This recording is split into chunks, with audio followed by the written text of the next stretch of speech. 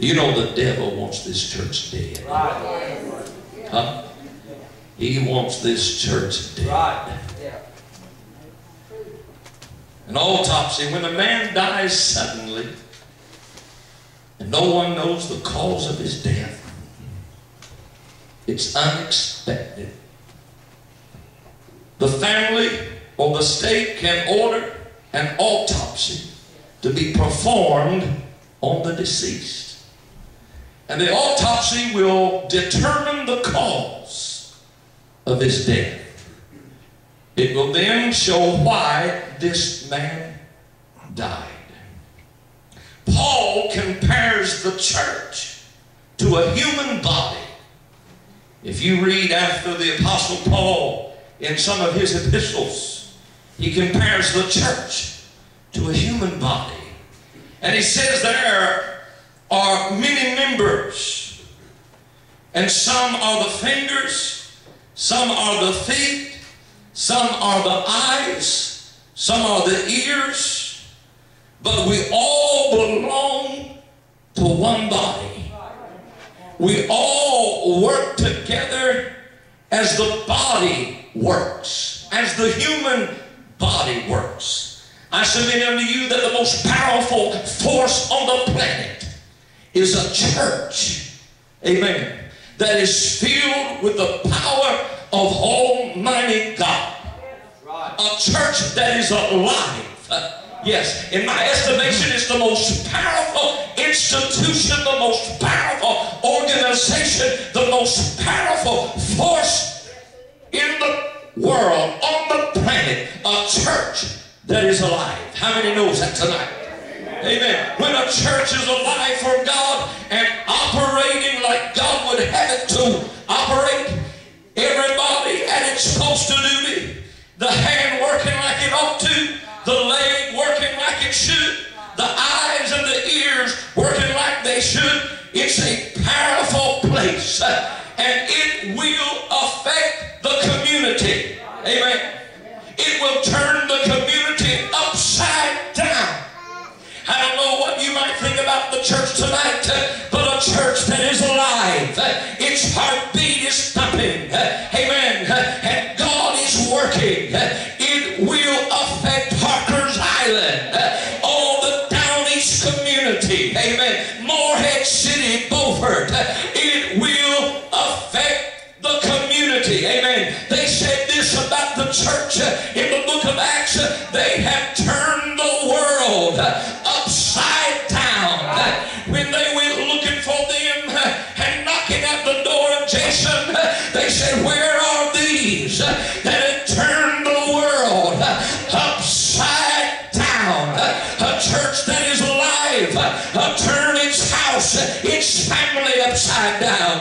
It'll turn those in the neighborhood upside down. My prayer is tonight, God, turn this little community upside down, and let this be the institution, let it be the place whereby you can work.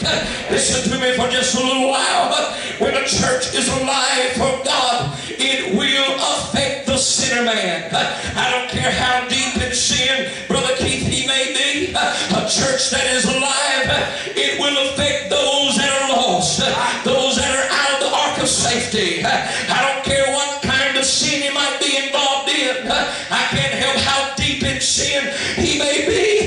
If the church is alive, he'll feel the effects of a church that is moving for God. And I'll tell you something else, brother. Folk will get out of the sitting business when the church is alive. I've never seen anything like it. When she's dead, they do all types of things.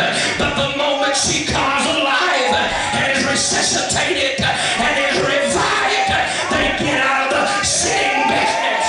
No wonder we need a church that is alive, because folk get right. Amen. Men run to the altar. Men set off the world.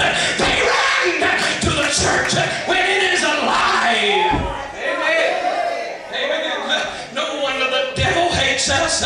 No wonder he wants us, amen, dead. Because when the church is alive, People are more interested in the church than they are the world and the things of the world.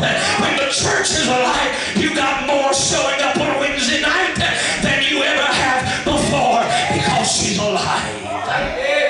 Help me, Holy Ghost. When the church is alive, people are healed. Help us, God. We're on more medicine than we ever been. I'm not telling you you're sinning. I'm blaming it on the church. Huh? Come on. There was a time we laid hands on the sick and they recovered. Huh? Glory to God. Immediately they recovered. When the church is alive, she'll cast out devils, demons, and men are delivered. When the church is alive. Glory to God. Hallelujah. Won't have to go to some psychiatrist. Won't have to seek medical help. When the church is alive, Sister Margaret, hallelujah, you'll see something happening in these four walls. Can I tell you this? The most useless place and institution in the world is a dead church. Glory, hallelujah. The moment the church is alive, the devil gets fight mad. Amen. But the most useless place in all the world is a church that's dead. She can't help anybody. She can't save lost souls. She can't heal sick bodies. She can't cast out devils. She's dead and she's useless. What good is she anyhow? Help me tonight, Holy Ghost. I'm just trying to preach what He placed on my heart. We're no good when we're dead. Nobody wants to hear you sing. Nobody wants to hear you preach when you're dead. Let me tell you this, brother and sister. Just because the lights aren't cut off, just because the door's not barred up or locked, doesn't mean you're not dead. You can have the lights on and the door's unlocked and going through your program and going through your motion and all these things you do and still be dead. That's right. Glory to God. You'd be sitting on the pew and be a corpse, a dead man. Hallelujah. Every service just dying and dying and dying. The Bible tells us this. I believe it implies this at least, that there was a time when Sardis was alive. She hadn't always been dead. There was a time when the Holy Ghost was moving. Amen. And the anointing of God was there. But now she's dead. Amen. Listen. There are symptoms, signs that imply the church is dying. Now listen. Symptoms are not the cause. They are signs that there is a problem. It's like if you lose your appetite and you feel tired and headaches. They are symptoms that you have an internal problem. They're not the cause. They are just signs of something is going on inside of you. Amen. Come on. Sin is exactly like that. You steal, cheat, lie. But stealing and cheating is not your problem. Oh, there's sins, don't get me wrong. But that's not your problem. The problem is your sin nature. Right. It's your sin nature that's causing you to do these things. Amen. The truth is, you don't even have to lie, steal, or cheat to be a sinner. Right. Amen, brother. Because you're born with your sin